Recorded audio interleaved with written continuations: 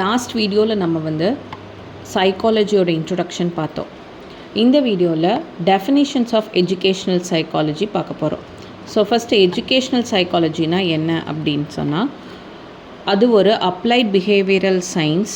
Principles use பண்ணுது, techniques use பண்ணுது. சைக்காலஜியோட most of the techniques use பண்ணி, scientific methods and approaches use பண்ணி எஜுகேஷனில் எப்படி இருக்குது அப்படின்னு நம்ம ஃபைன் பண்ணுறதுக்கான ஒரு பிரான்ச் தான் எஜுகேஷ்னல் சைக்காலஜி.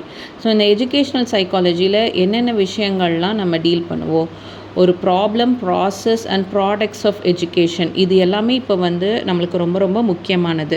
நீங்கள் எஜுகேஷன் அப்படின்னு சொன்ன உடனே நம்மளோட அகாடமிக்ஸான வெறும் school education R university R college educations மட்டும் நம்ம வந்து நோட் பண்ணாமல், பேசிக்காக இப்போ ஒரு குழந்தை வந்து பிறந்த உடனே அது எப்படி அதோட சுற்றி இருக்க என்விரான்மெண்ட்டிலேருந்து தன்னைத்தானே எஜுகேட் பண்ணிக்கிறது அப்படிங்கிறது கூட ஒரு எஜுகேஷன் தான்.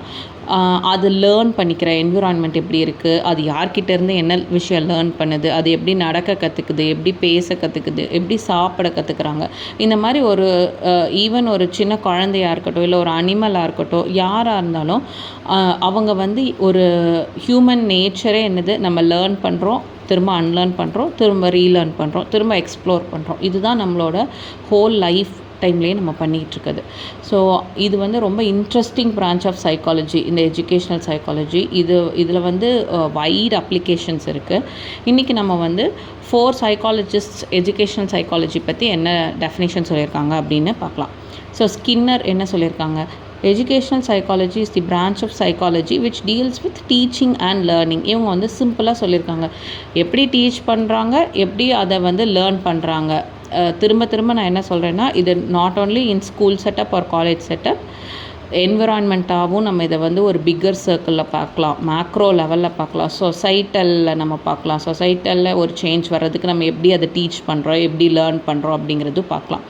Lester Crow and Alice Crow, அவங்க வந்து ஃபேமஸ் சைக்காலஜிஸ்ட். அவங்க என்ன சொல்லியிருக்காங்க அப்படின்னா, educational psychology describes and explains the learning experience of an individual from birth through old age. So இவங்க வந்து இன்னும் கொஞ்சம் டீப்பாக போகிறாங்க. குழந்த பிறந்ததுலேருந்து ஓல்ட் ஏஜ் ஆகிற வரைக்கும் அவங்களோட லேர்னிங் எக்ஸ்பீரியன்ஸ்லாம் எப்படி இருக்குது, அவங்க எப்படி கற்றுக்குறாங்க, அதை எப்படி செயல்படுத்துகிறாங்கங்கிறது தான் எஜுகேஷ்னல் சைக்காலஜி டீல் பண்ணுதுன்னு சொல்கிறாங்க.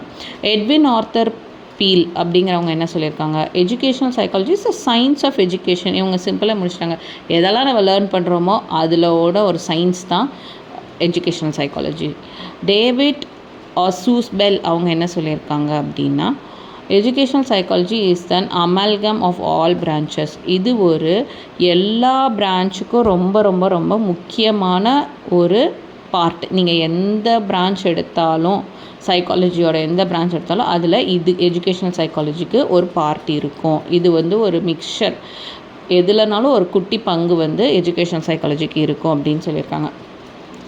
ஸோ கர்ட் கோஃப்கா அவங்க என்ன சொல்லியிருக்காங்க, சைக்காலஜியே ஜென்ரலாக என்ன, ஒரு சயின்டிஃபிக் ஸ்டடி ஆஃப் பிஹேவியர்னு நம்ம பார்த்துட்டோம். ஸோ அது எப்படி க்ரீக்லேருந்து ஆரம்பித்து சைக்காலஜிங்கிற டேர்முக்கு கடைசியில் இப்போ நம்ம வந்து சயின்ஸ் ஆஃப் பிஹேவியர்னு கொண்டு வந்து நிறுத்தியிருக்கோன்னு பார்த்துருக்கோம்.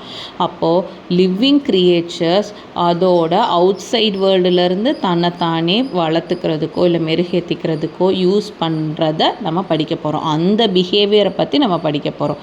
அதுதான் எஜுகேஷ்னல் சைக்காலஜி. ஸோ ஓரளவுக்கு இந்த டெஃபினேஷன்ஸ் வந்து கேட்டோன்னே உங்களுக்கு புரிஞ்சிருக்கும் அப்படின்னு நினைக்கிறேன். நம்ம வந்து நெக்ஸ்ட் டாபிக்ஸ் வந்து கம்மிங் வீக்ஸில் பார்க்கலாம். தேங்க்யூ.